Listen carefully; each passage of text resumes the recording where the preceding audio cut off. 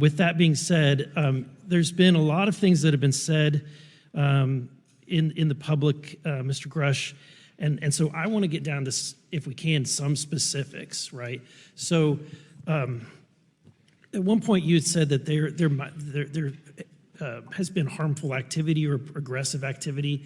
Has any of the activity been aggressive, been hostile in your reports? I know of multiple colleagues of mine that got physically injured, and the activity. And I got by UAPs or by people within the federal government? Both. Okay, so there has been activity by alien or non-human technology and or beings that has caused harm to humans. I can't get into the specifics in an open environment, but at least the activity that I personally witnessed, and I have to be very careful here because they tell you never to acknowledge tradecraft, right? So what I personally witnessed myself and my wife was very disturbing. Okay. One of my constituents actually sent this next question, and I figured I'd ask it since I had the same thought. You've said that the U.S. has intact spacecraft. You said that the government has alien bodies or alien species. Have you seen the spacecraft? I have to be careful to describe what I've seen firsthand and not in this environment, but I could answer that question behind closed doors. Yeah. And have you seen any of the bodies? That's something I've not witnessed myself. Okay, and so with that being said, and the other statement that has been made that was intriguing to me it's intriguing because my view has been that we are billions of light years away from any other system. And the concept that an alien species that's technologically advanced enough to travel billions of light years gets here and somehow is incompetent enough to not survive Earth or crashes is something that I find a little bit far-fetched. And with that being said, you have mentioned that there's interdimensional potential. Could you expound on that? Yeah, to answer your first question, and I'm here as a fact witness and expert, but I will give you a theoretical framework, at least to work off, to kind of espouse crashes, regardless of your level of sentience, right? Planes crash, cars crash, n number of sorties, however high, a small percentage are going to end in mission failure, if you will, as we say in the Air Force. And then in terms of multidimensionality, that kind of thing, the framework that I'm familiar with, for example, is something called the holographic principle. It derives itself from general relativity and quantum mechanics, and that is, if you want to imagine a 3D object such as yourself casting a shadow onto a 2D surface, that's the holographic principle. So you can be projected, quasi-projected from higher dimensional space to lower dimensional. It's a scientific trope that you can actually cross, literally, as far as I understand, but there's probably guys with PhDs that we could probably argue about that. But you have not seen any documentation that that's what's occurring? Only a theoretical framework discussion, yes. Okay. Okay. Occam's razor is that these aircraft, have they been identified that they are being produced by domestic, military and contractors? Is there any evidence that that's what's being recovered?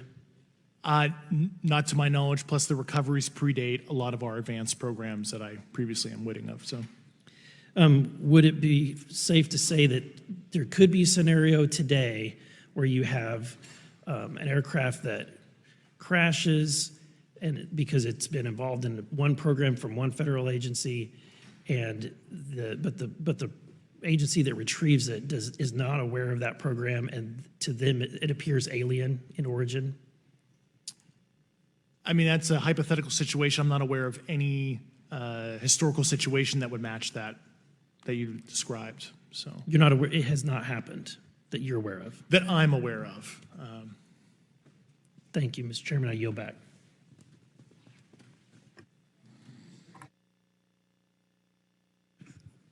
Several months ago, my office received a protected disclosure from Eglin Air Force Base indicating that there was a UAP incident that required my attention. I sought a briefing regarding that episode and brought with me Congressman Burchett and Congresswoman Luna. We asked to see any of the evidence that had been taken by flight crew in this endeavor and to observe any radar signature as well as to meet with the flight crew. We were not afforded access to all of the flight crew. And initially, we were not afforded access to images and to radar. Thereafter, we had a bit of a discussion about how authorities flow in the United States of America, and we did see the image. And we did meet with one member of the flight crew who took the image. The image was of something that I am not able to attach to any human capability, either from the United States or from any of our adversaries. And I'm somewhat informed on the matter, having served on the Armed Services Committee for 7 years, having served on the committee that oversees DARPA and advanced technologies for several years. When we spoke with the flight crew, and when he showed us the photo that he'd taken, I asked why the video wasn't engaged, why we didn't have a FLIR system that worked. Here's what he said. They were out on a test mission that day over the Gulf of Mexico. And when you're on a test mission, you're supposed to have clear airspace. Not supposed to be anything that shows up. And they saw a sequence of 4 craft in a clear diamond formation for which there is a radar sequence that I alone have observed in the United States Congress. One of the pilots goes to check out that diamond formation and sees a large floating, what I can only describe as an orb. Again, like I said, not of any human capability that I'm aware of. And when he approached, he said that his radar went down, he said that his FLIR system malfunctioned, and that he had to manually take this image from one of the lenses, and it was not automated in collection, as you would typically see in a test mission. So I guess I'll start with Commander Fravor. How should we think about the fact that this craft that was approached by our pilot had the capability of disarming a number of the sensor and collection systems on that craft? Well, I think this goes to that national security side, and you can go back through history of things showing up at certain areas and disabling our capabilities, which is disheartening.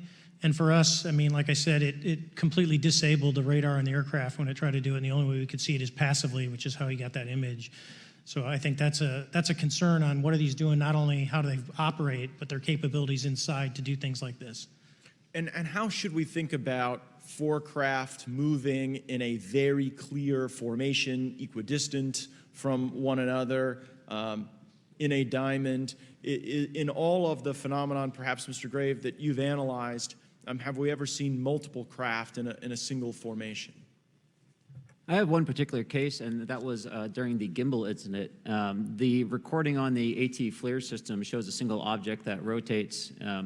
You hear the pilots refer to a fleet of objects that is not visible on the FLIR system, and that was something that I witnessed during the debrief as part of the radar data on the situational awareness page. I would like to add, however, Congressman, there's a small bit of anger, I would say, I would feel that those pilots are still facing that difficulty in reporting this topic, and they don't have the tools to be able to mitigate this issue. It just goes to show how serious this is and why this is such an important issue for our pilots and for our nation. It was stated explicitly to me by these test pilots that if you have a UAP experience, the best thing you can do for your career is forget it and not tell anyone. Because any type of reporting, either above the surface or below the surface, does have a perceived consequence to these people, and that is a culture we must change if we want to get to the truth